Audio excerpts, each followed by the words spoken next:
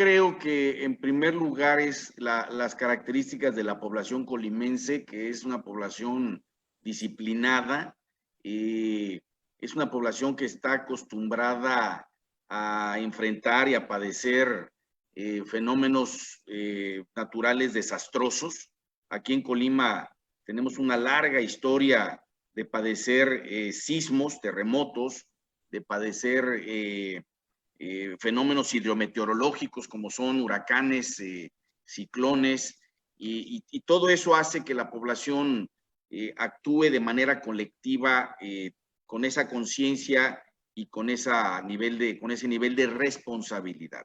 En segundo lugar, yo creo que Colima es un estado muy bien conectado tecnológicamente hablando, es decir, si vemos la cantidad de cuentas de Facebook como porcentaje de la población, pues es un porcentaje alto. Hay mucha gente conectada y esto nos ha permitido que a través de las redes sociales se difundan rápidamente los mensajes y generar con ello un nivel más alto de conciencia, ¿no?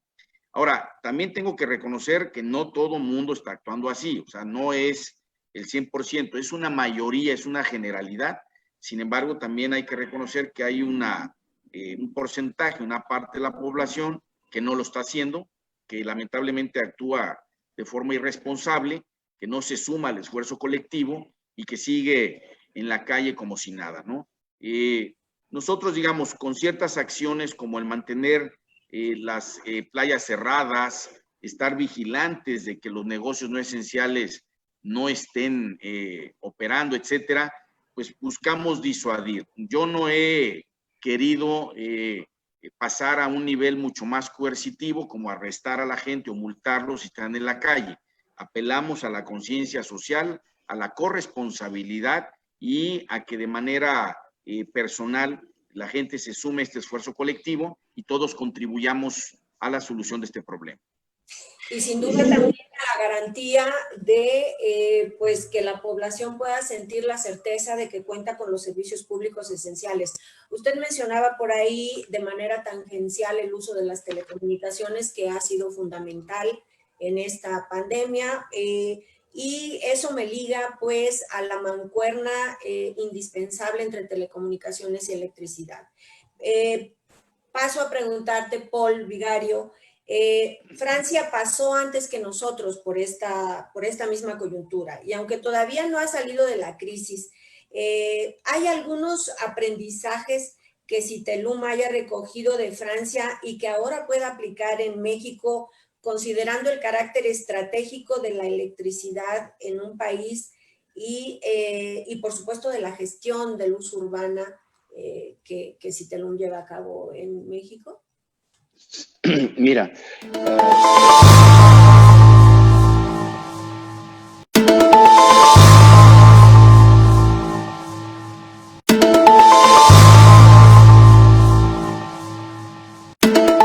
económico que la pandemia ha tenido hasta ahora en el estado de Colima y que seguramente va a seguir teniendo en los próximos meses.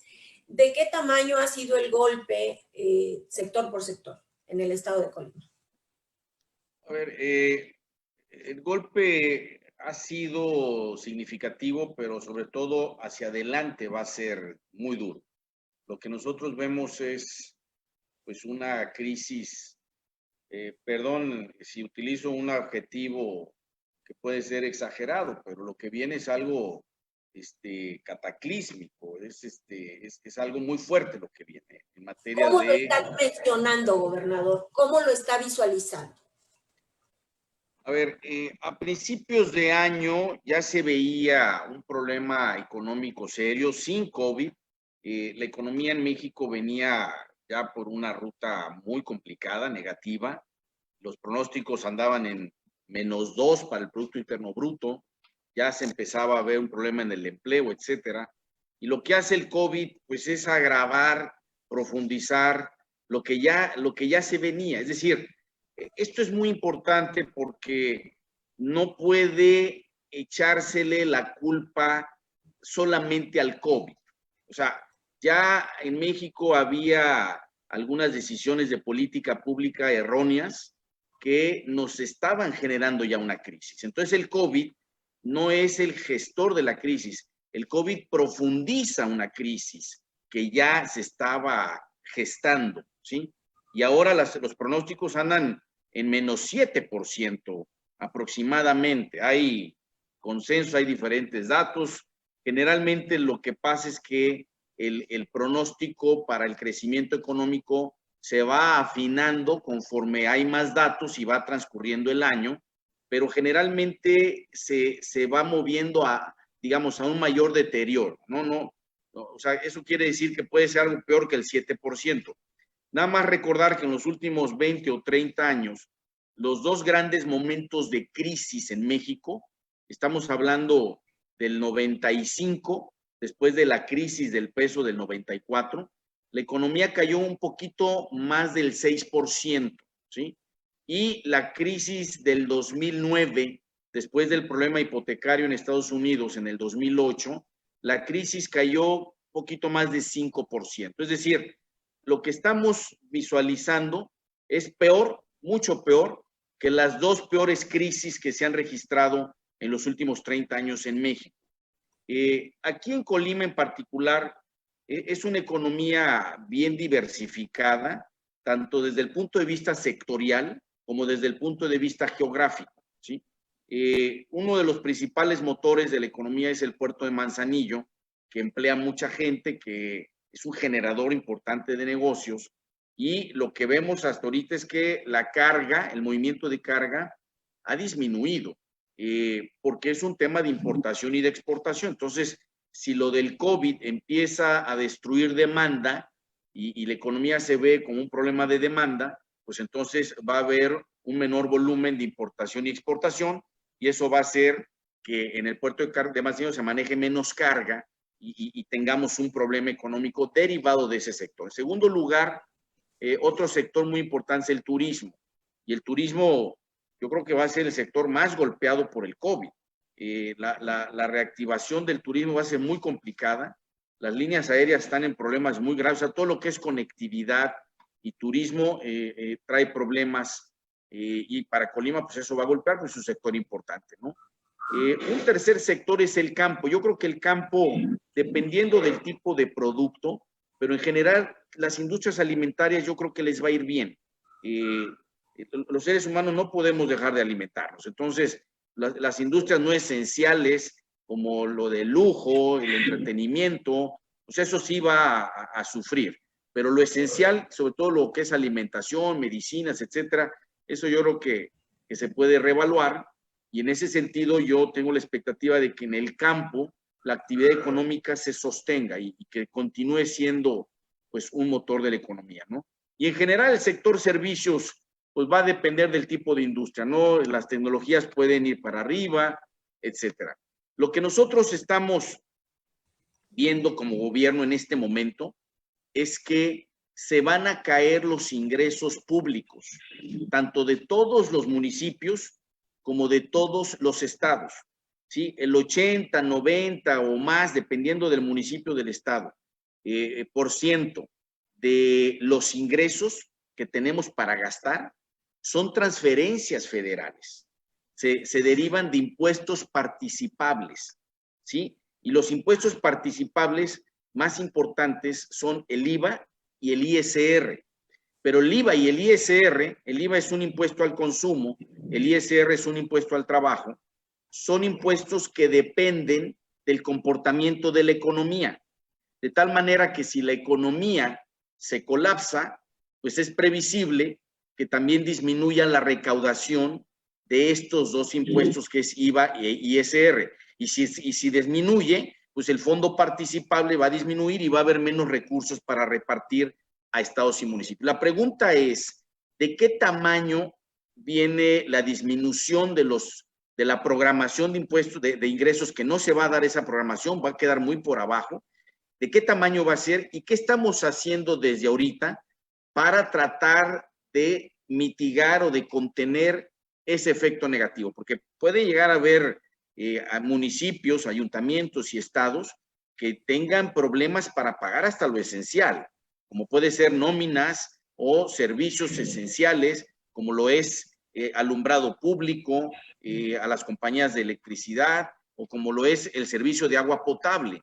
Aquí en Colima, por ejemplo, el servicio de agua potable en prácticamente 8 o 9 de los 10 municipios que tenemos en el estado utilizan de manera muy importante el bombeo de agua, ¿no? Lo suben de nivel y luego lo bajan a través de gravedad. Pero para poder surtir, suministrar el agua, se tienen que pagar facturas eléctricas muy importantes.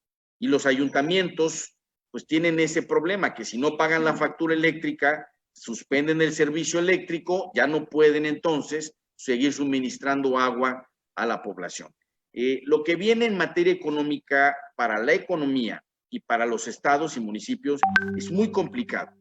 Hay que preverlo, hay que estimarlo y hay que prepararse para ello. Y aquí me gustaría preguntarle un par de cosas, gobernador.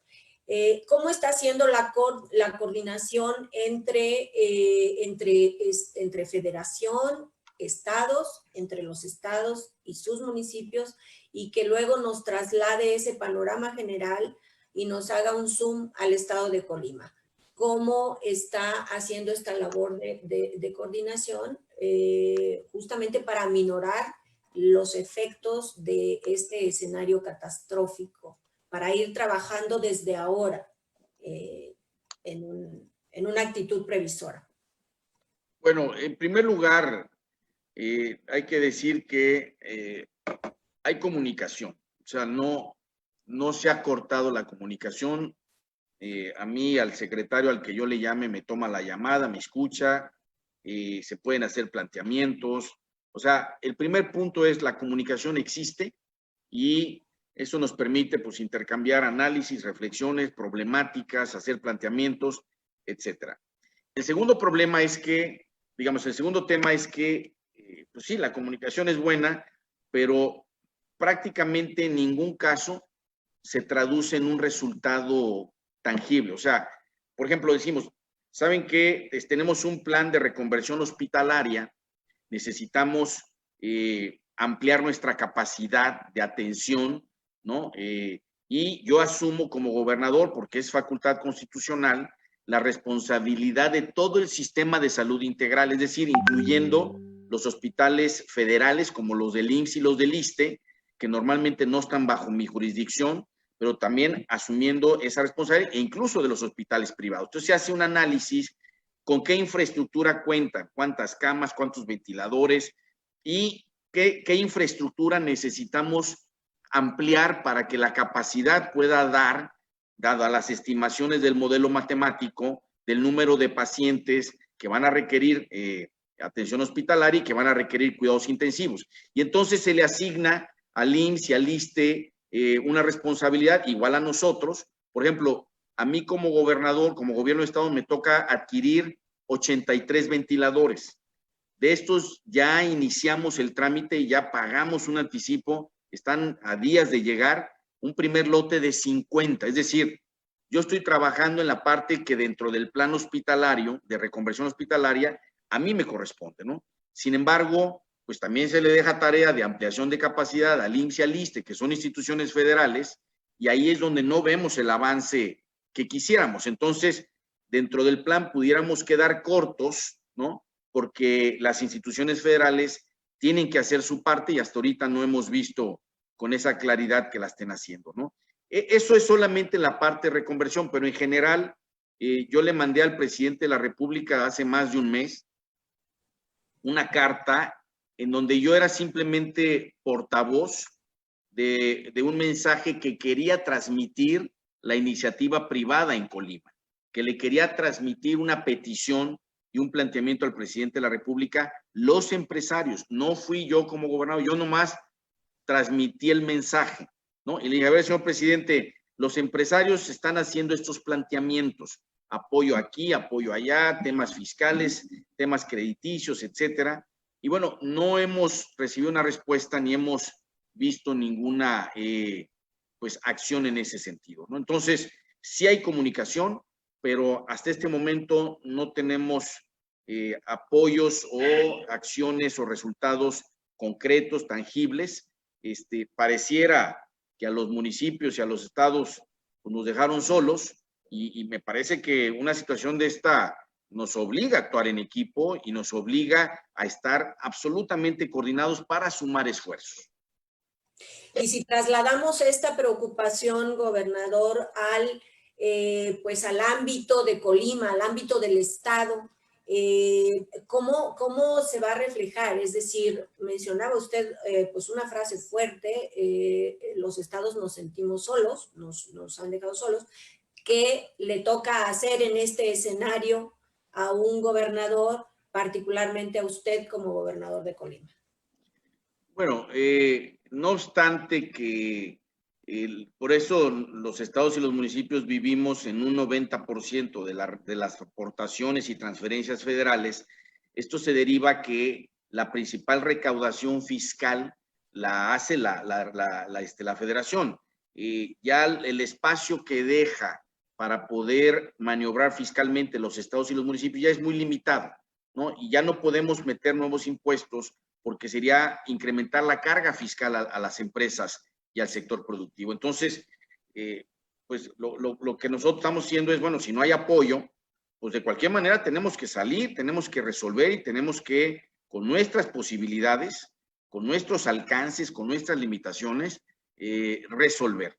Por eso también para mí era muy importante actuar de manera oportuna en el tema de la pandemia, porque en tanto aplanáramos la curva, los requerimientos financieros para poder hacerle frente al problema iban a ser menores y se iban a mantener dentro de lo que son las posibilidades reales del gobierno del Estado. Si yo hubiera dejado que la pandemia se dispersara sin control, pues no hubiera habido ningún presupuesto que alcanzara para fortalecer la infraestructura hospitalaria y poderle dar atención a esa cantidad de pacientes, ¿no?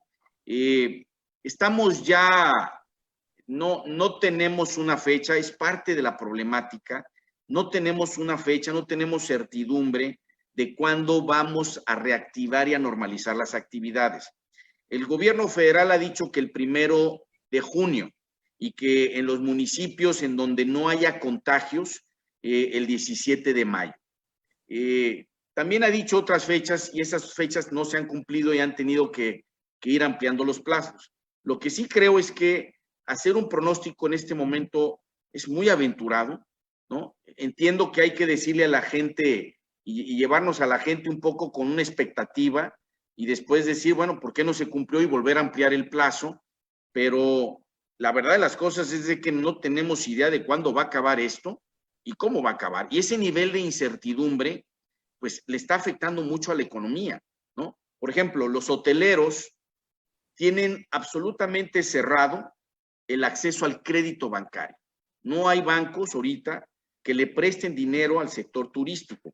¿Por qué? Porque no existe certidumbre de cuándo el sector turístico se va a reactivar y cuándo puede nuevamente generar ingresos el sector turístico para poder cumplir y pagar los adeudos bancarios. Entonces, en tanto esa incertidumbre esté, pues todo está parado, ¿no? Y las fechas que se están dando del 17 de mayo, del 1 de junio, pues todo el mundo las ve como fechas tentativas que están sujetas a moverse en función a cómo se vaya evolucionando la pandemia, ¿no? Yo mandé el 25 de marzo, es decir, hace más de un mes, un programa de apoyo a las empresas y a la economía, al Congreso del Estado. Este programa se aprobó en 2 días. Los diputados actuaron de manera rápida, expedita, y el 27 de marzo estaba aprobado. Y por lo tanto, esas medidas están vigentes desde el 27 de marzo. Antes de decir qué medidas son, lo que voy a decir es que, honestamente, pues tienen un alcance limitado, porque las herramientas de política pública de un gobierno estatal son limitadas como para que los apoyos, por más generosos que sean, tengan efectos reales en la economía o en las empresas. Aquí lo que se requiere es actuar en equipo y que también existe un paquete anticíclico, ¿no?, de apoyo a la economía por parte de la autoridad federal. Pero bueno, nosotros, por ejemplo, condonamos al 100% durante la pandemia a todas las empresas que tuviera una plantilla laboral de 1 y hasta 10 empleados, que eso representa el 78% de las empresas contribuyentes. Es decir, a 78 de cada 100 empresas le estamos condonando el impuesto sobre nóminas durante todo el periodo de pandemia, ¿sí? Y al 22% restante, que son las que tienen más de 10 empleados, no les estamos condonando el impuesto, pero lo estamos prorrogando para que no lo paguen ahorita y lo paguen, sí, pero una vez que haya concluido la pandemia, para cuidar la liquidez de estas empresas, ¿no? Otro tema que se aprobó en el Congreso a propuesta del Ejecutivo es también condonar, aquí sí es condonar al 100% el impuesto sobre hospedaje que se paga en la hotelería colimense. Este impuesto de alguna manera lo paga quien se hospeda, ¿no? Y es parte del precio de una habitación que se paga en Colima. Entendemos que pues, si la hotelería trae porcentajes de ocupación que son ridículos, de menos de 1 o 2%, bueno, pues de cualquier manera no se hubiera recaudado nada con ese impuesto, pero en el momento en que se empiece a reactivar, ya puede empezar a surtir efectos, ¿no? Por ejemplo, estamos evitando que se corte el servicio, el suministro de agua potable, por lo menos en la zona metropolitana de Colima, Villa de Álvarez, que es la más grande, porque ahí es donde el organismo operador depende directamente del Ejecutivo. Y se le pide a la gente que pueda pagar la factura de agua, pues que la pague, ¿no? Sobre todo la burocracia, que no está sacrificando ingresos, pero que no la pueda pagar, pues que no se le corte el servicio de suministro de agua, ¿no? Eso claramente empieza a generar un problema financiero en el organismo operador que se tendrá que resolver, porque pues hay que pagar el saneamiento, hay que pagar todo lo que implica la operación del organismo de agua, ¿no? Esos son algunos de los ejemplos que están en el decreto que se aprobó por el Congreso para apoyar a la economía, pero sí se necesita apoyo federal, coordinación con la federación, un paquete anticíclico y sobre todo una respuesta de la carta que a nombre de los empresarios yo le mandé al gobierno federal de apoyos para el sector empresarial. Y en este escenario crítico, Paul Vigario, ¿cuáles son algunas de las fortalezas de Citelum que pueden ser usadas por gobiernos de estados y de municipios en medio de una emergencia sanitaria como la actual? Voy a hacer un pequeño paréntesis para compartir con los amigos del público que también estamos difundiendo, transmitiendo esta conversación a través del canal Alcaldes TV por YouTube. Paul Vigario, por favor, adelante con tu comentario.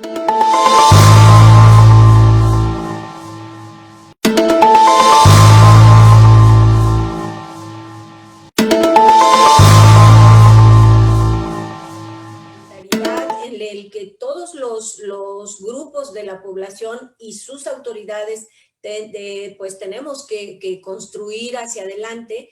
Y en ese escenario, gobernador, ¿qué plan se está diseñando para abordar a la reactivación de la vida económica del estado de Colima? Es decir, hasta ahora se han tomado medidas de prevención en su momento, de mitigación en esta cúspide de la fase 3, y hacia adelante, ¿qué hay?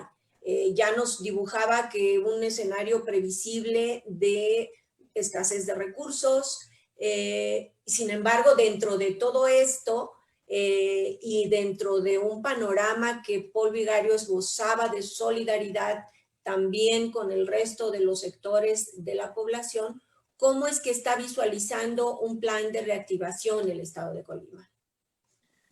Bueno, en primer lugar, sí hay una reflexión importante en el sentido de que pues, tener una economía parada con todo el mundo en su casa por 38 casos que tenemos en el estado y 7 defunciones, parecería que el análisis costo-beneficio se tiene que hacer con mucha seriedad, ¿no? En segundo lugar, pues queremos entender si un porcentaje de la población se infectó y es asintomática y ya está empezando a generar anticuerpos, pues probablemente la reactivación ya ahorita se pueda dar un escenario distinto que al principio, porque ya la presencia del virus, empezamos a convivir con la presencia del virus. Esa parte está poco estudiada y es una preocupación entender con más claridad cómo reactivar, o sea, cuál es la economía post-COVID-19 cuando nuestros organismos ya empiezan a conocer la enfermedad, ¿no? En tercer lugar, estamos, de hecho, hoy iniciamos con pláticas de esta forma a través de las plataformas tecnológicas con diferentes sectores de la actividad económica. Hoy vamos a empezar con el sector turístico y van a estar ahí conectados pues, los principales empresarios, representantes del sector turístico, porque queremos escucharlos, sensibilizarnos. Seguramente habrá peticiones, quejas, reclamos, pero es parte de un proceso donde hay que hacer la catarsis, hay que desahogarse. Seguramente también se van a hacer ideas y propuestas muy interesantes. Y así vamos a seguir con todos los sectores económicos. Vamos después a hablar con los productores agrícolas, ganaderos. Vamos a platicar con la gente del puerto, todos los que se dedican a la logística, a la parte industrial por sector, construcción, etcétera, transporte, todo. Vamos a tener 10 días aproximadamente de reuniones con diversos sectores y tratar de tener muy clara cuál es la fotografía desde el punto de vista de la opinión de los empresarios, ¿no? Ahora, ¿qué queremos hacer? Básicamente dos cosas. Sin tener clara la fecha en la que podemos reactivar ya la economía y normalizar las actividades, queremos hacer dos cosas. Cuando esa fecha ya esté clara, lo primero que necesitamos es entender qué actividades liberamos primero y qué actividades liberamos después. Es decir, probablemente sea más fácil liberar los servicios profesionales de contadores, de abogados o empresas como, digamos, negocios como puede ser un estilista, una peluquería, ¿no? Que un jardín de niños o un jardín para fiestas infantiles. Entonces, habría que entender en la gradualidad qué giros de la actividad económica empezamos a liberar primero y cuáles empezamos a liberar después, ¿sí? En segundo lugar, estamos elaborando protocolos por giro de la actividad económica. Y lo que le vamos a decir, por ejemplo, a un estilista, que es donde te cortan el pelo, que a lo mejor puede atender a 5 personas de manera simultánea, le vamos a dar los protocolos y le vamos a decir, tú puedes abrir y empezar a normalizar tu actividad económica siempre y cuando me cumplas con estos protocolos, ¿sí? Bueno, ¿cuáles son? Pues obviamente que al entrar un cliente haya un proceso de sanitización, al salir también, que la capacidad en lugar de atender a 5 de manera simultánea atienda a 3 nada más, en fin, habrá que generar una serie de protocolos por giro de la actividad económica que deberán estar vigentes previsiblemente hasta que haya una vacuna, para que ya los negocios puedan empezar a normalizar su actividad, pero de una manera que cuidemos posible dispersión o propagación del contagio hasta que esté la vacuna, ¿no? También es cierto. Quiere decir que están previendo un escenario que puede estar vigente a lo largo de los próximos 12, 18 meses, que es el periodo en el que expertos han manejado que pudiera estar lista una vacuna. Sí, para que cuidemos, para que podamos trabajar, para que podamos reactivar la economía conviviendo con el virus, con la presencia del virus, pero sin la vacuna. O sea, la preocupación al final del día sigue siendo la misma, que no vaya a haber brotes de contagios masivos que nos colapsen el sistema de salud y que eso se traduzca en una alta tasa de letalidad, ¿no? Pero tampoco pues podemos tener a la economía parada y a todo el mundo en sus casas, porque además pues, mucha gente es asintomática, mucha gente que está en perfecto estado de salud, que su sistema inmunológico es muy sólido, es fuerte, pues es un desperdicio tenerlo confinado cuando puede estar económicamente activo, ¿no? Entonces, decir, bueno, puedes salir a trabajar y puedes reactivar la actividad y normalizar tus actividades, siempre y cuando se cumplan con ciertos protocolos que nos permitan tratar de contener la aparición de brotes epidémicos que nos colapsen el sistema de salud. Esa es la reflexión que estamos haciendo ahorita, ¿no? Y estamos analizando esas dos cosas. En la cronología, ¿qué giros de la actividad económica deben abrir primero y cuáles después? Y en segundo lugar, ¿cuáles deben de ser los protocolos por cada giro de la actividad económica para que de comprometerse el empresario a seguir esos protocolos, pues entonces se le permitiría operar cumpliendo pues con lo que los protocolos señalan? Y dar a conocer esos protocolos a la población general, a todos los sectores de la población, sería justo lo que daría certeza a toda la población sobre qué sigue. Ahí es donde, exacto, ahí es donde es importante esa actuación desde la política pública por parte de los gobiernos estatales y municipales en apoyo de su población general. ¿Estamos en lo correcto, gobernador? Estamos en lo correcto porque la gente, la población en general, pues también debe ser parte del esfuerzo vigilante del cumplimiento de estos protocolos, porque si yo me quiero cortar el pelo y sé cuáles deben de ser los protocolos que deben seguir en la peluquería, pues voy a ir a la peluquería que efectivamente esté cumpliendo con los protocolos, porque me está cuidando también mi salud, ¿no? Y si no los cumple, pues no solamente no voy, es decir, hay un castigo del mercado, sino que el cliente puede denunciar y decir, tal lugar no está cumpliendo con los protocolos, ¿no? Pues esa me parece una actitud y un proceder vanguardista para los gobiernos estatales que actuarán en función de las necesidades de su población. Y en este sentido, Paul Vigario, pues ya nos dibujaba muy bien el gobernador este escenario que va a prevalecer al finalizar esta pandemia. Por un lado, la enorme necesidad de reactivar la economía sector por sector y por otro lado, pues la poca disponibilidad de dinero para lograrlo. En esa medida, en ese momento, ¿cuál va a ser el papel de las grandes empresas, como Citelum, por supuesto, que tienen para ofrecer a gobiernos y municipios?